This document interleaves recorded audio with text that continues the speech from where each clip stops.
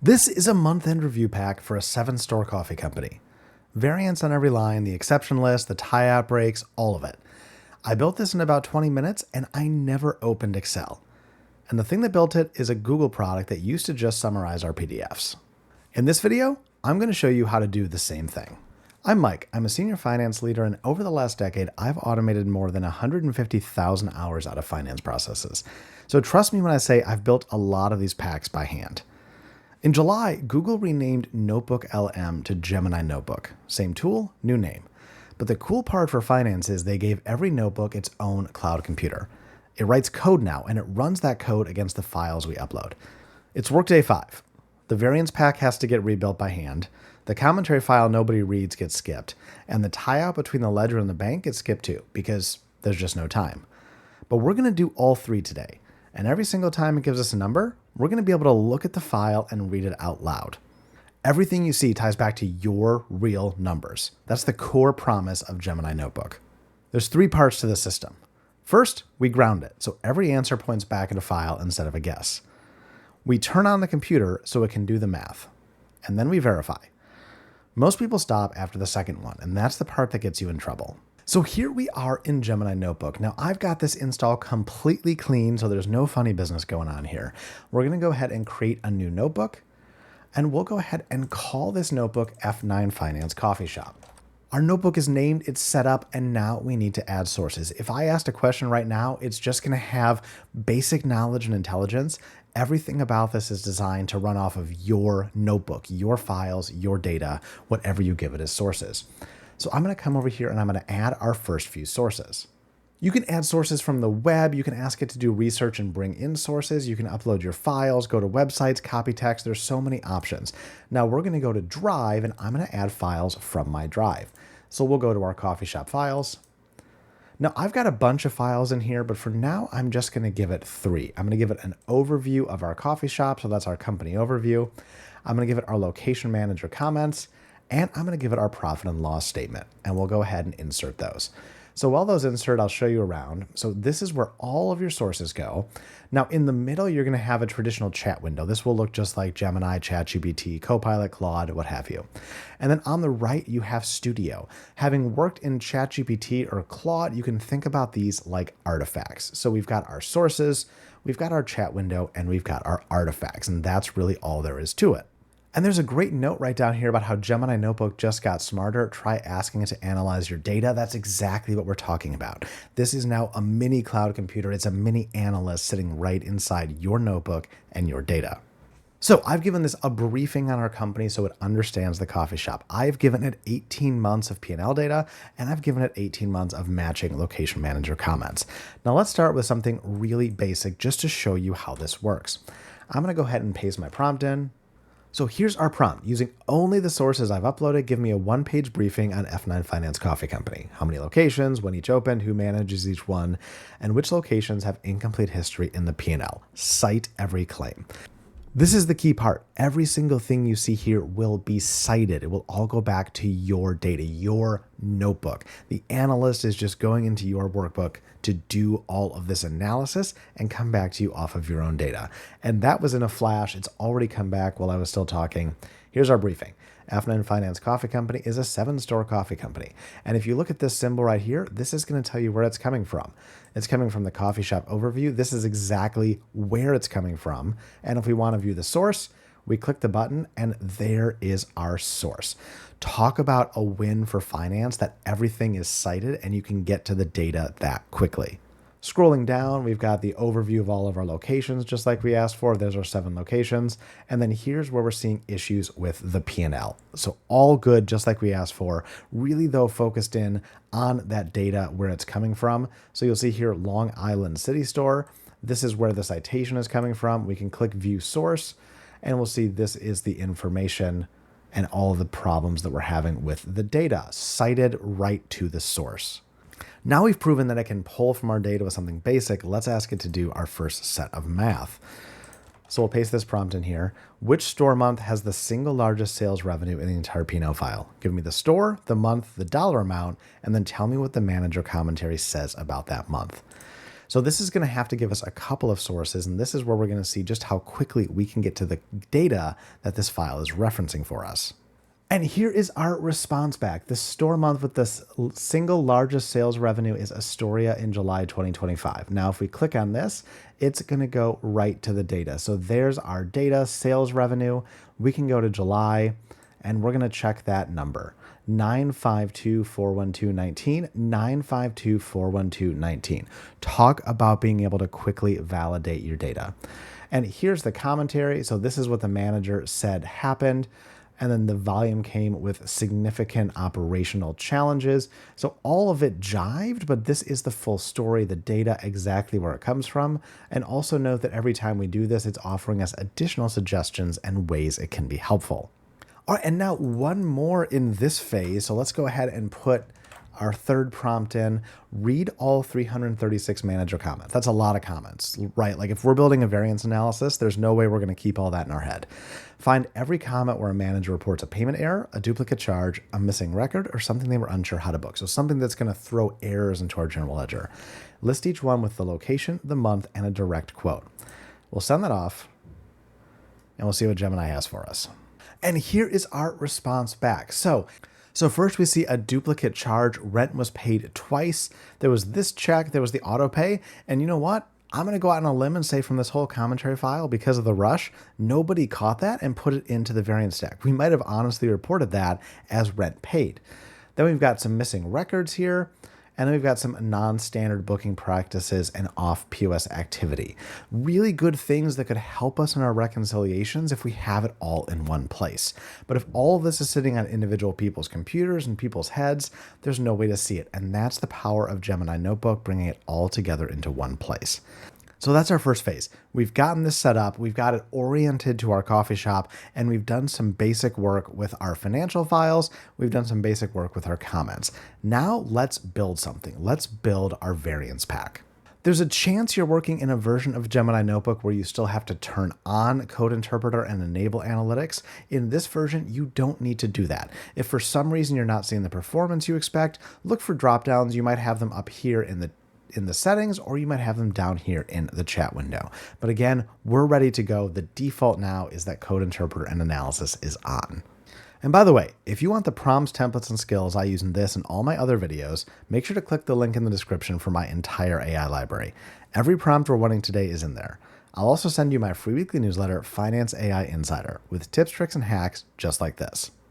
So our data is already loaded. We've got our sources here. Let's go ahead and put in our prompts and start working with some artifacts and with code. We'll come over here, turn on code execution just to back up for you in case it's not working. Using the P&L file, build a variance table for the full period. For every location and account, calculate actuals, budget, the variance, and the percent variance. Show me the code you run. Return the table sorted by absolute dollar variance, largest first. We'll go ahead and send this off, and we'll let Gemini get to work. And here it comes back. So it said it did the analysis. Here's the Python code executed just like we asked for. So you can see not only where the data came from over here, you can see how it processed it here, and then you can see the actual artifacts, the CSV tables have been created over here. Here's an example of what the variance table looks like. That's what's sitting over here in the CSV. All of it looks fantastic and ready to go. This is looking great. You can see the entire file. You can download it, delete it, whatever you need to do. It's all right there. We'll close that back over to the side. And we didn't even ask for this, but here are some key financial insights as well and a couple of things it noticed. Now, that analysis, that took about 5 minutes because it was writing and running all of that Python code we just saw. Now let's go ahead and throw a question. Now that we've got the data, let's ask it to do some visualizations for us so we can start understanding the shape of this.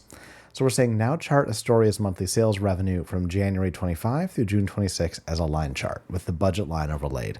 Label the peak month with its dollar value. And you'll notice our question, so it actually offered to do something quite similar, so it knows where we're headed with this. Let's go ahead and send this off. And now we'll move on from just code and data into visuals and kind of usable elements we could start putting into presentations. Here's our analysis. So it's generated the chart over here as an image. And I will say, I think that Google Gemini has probably the best image generator. You'll see me, I typically use Claude, but this does some great work with images. Nano Banana from Google is one of the best products for images that I have found. So here it is. Here's our very lovely chart, nicely, cleanly formatted. We can click around in it. There's the peak. That definitely looks off. As a finance professional, I'd say that is off the trend. That's what we would call that technical term. So there's our chart for us. And then again, everything going back to citations. So it's showing us exactly where everything is coming from very nicely. So here it's got our key highlights for us. Everything is still going straight to citations, all of it nicely cited. It's offering similar trend analysis for other places, but I'm happy with Astoria. Let's go ahead and move on to our next exercise. So now we're going to look at all the locations. We went from building the initial data set with the analysis to let's look at one location to now let's look at all 7. Rank all 7 locations by how badly they missed sales revenue in the opening quarter, worst first. We'll send that off, and now we're asking it to do some basic analysis on this data it's created. So we took sources, we built a new source from the source, and now that has become one of our sources. But we can have a high confidence in its accuracy because it all links right back to our sources via Python. And here's our report coming back. So it noted that some locations were open prior. That's great. It gave 2 different options for interpretation, and it did the interpretations for us. So it didn't just say, hey, here's 2 ways to do it. It went through and did all of the work for us. Everything, again, I'll keep pointing this out. Everything points right back to citations. There's all of our data. This tells you where it's coming from. Still constructed this work with Python, but we have this fantastic overview of essentially showing that we need to do a better job of budgeting our opening period. So a really nice analysis there across all 7 of our locations. Now, one more in this phase. Let's ask it a really specific and detailed question that we would usually throw at an analyst to work through. So Williamsburg opened mid-March 25 and Long Island City opened in September 25. So their first month is a partial period being compared against a full month of budget.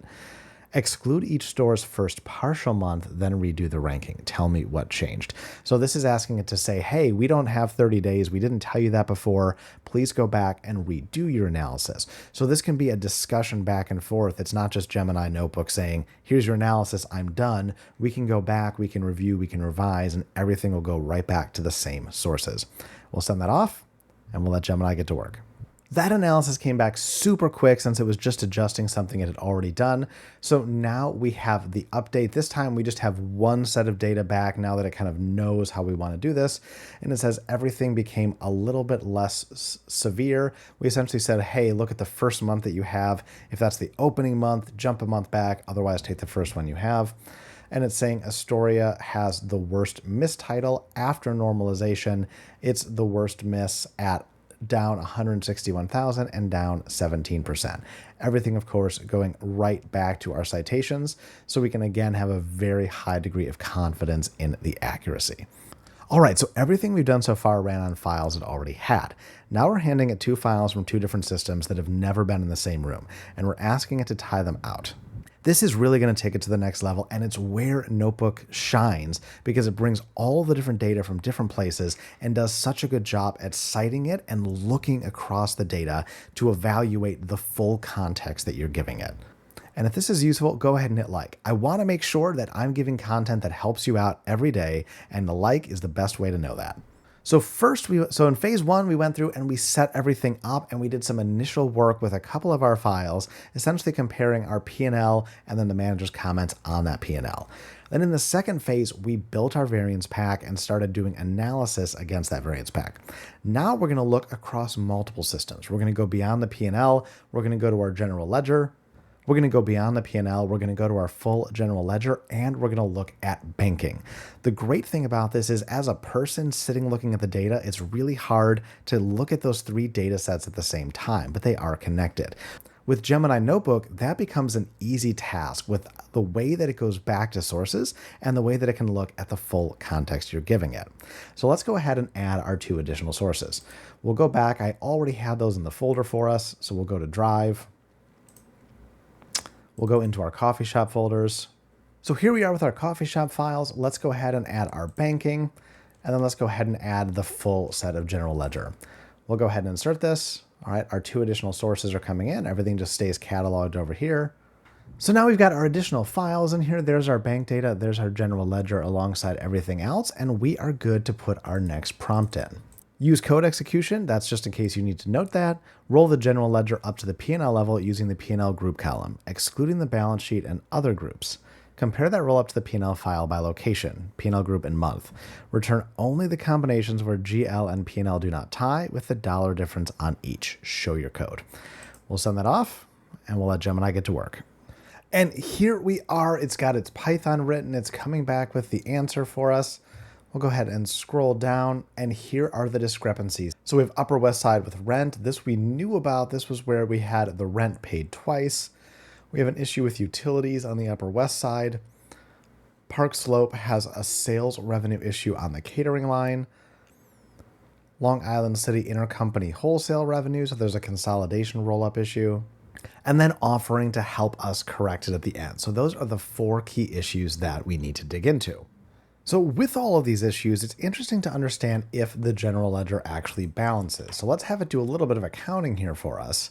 Check whether it balances, sum the debits and credits. If they don't match, find what the issue is, show me the memo and who posted it. So when we see some really big issues like those, that could lead us to believe that there is something wrong in the ledger that may have been overlooked. So very interesting coming back, and this is something that would be very hard to catch. So notice that there are not discrepancies at the corporate level, meaning things are coming out in the wash, but there are a bunch of issues being found at the location level. Somewhere along the line, corporate accounting is getting them, but a lot of those issues that we've been seeing across the file, especially from Williamsburg, they're popping up and individual location books are out of balance. So there's definitely things going on here that we want to get into. Even if it's just for location, we can't have the general ledger out of balance. Now for our last one. One of the things that almost nobody has time to get to is following policies and making sure that we're doing everything appropriately. Now, some of the location managers have told on themselves, but let's dive a little deeper to understand. We'll go ahead and put in our last one here. Now, so far we've been working primarily with sheets. This is going to be a full investment policy document. We're going to ask it to review this against all of our bank transactions, audit them, and list every single breach and the policy section it violates. Let's go ahead and send that off, and we'll let Gemini get to work. And here we go. It's back with its analysis. It's cross-referencing our policy with the data that it has. Here's the historical and structural breaches that it's identified. So there was a liquidity crisis in Astoria. We had rent overpayment, and then a treasury compliance framework for auditing the transaction logs to make sure that we don't have this happen again. So a couple of really big policy breaches that were slipping through the cracks because it was just too much data to look at once. So let's add it up. 6 files, about 20 minutes. 4 breaks between the ledger and the P&L. Duplicate payroll, duplicate rent payment, general ledgers out of balance, and reportable policy breaches. Now I want to be straight about the limits here. When we were doing the analysis of the location performance as they opened, it was going to tell my CEO our newest store was the worst performer in the company, and would have been very confident about it. So this doesn't replace the judgment because it doesn't have all the context we have, but it does replace the 4 to 6 hours of assembly around the judgment. Now here's what actually changes. The files we never looked at because there was no time to look at them are readable in an afternoon now. The commentary file, the ledger detail, the policy, nobody's opened since it was adopted. Now tell me in the comments which file in your close you'd upload first. The general ledger, P&L, the bank statements, and tell me why that one, because I think the answer says a lot about where your close actually hurts. If this video was useful, make sure to subscribe. I post videos like this every single week, and I don't want you to miss a thing. And if you want to go deeper on research tools like this, make sure to check out my video up here on Perplexity AI. It's going to be able to do a lot of the deep research and consolidation that can then become the sources you feed into Gemini Notebook. I'll catch you over there. Until then, this is Mike signing off from F9 Finance. Cheers.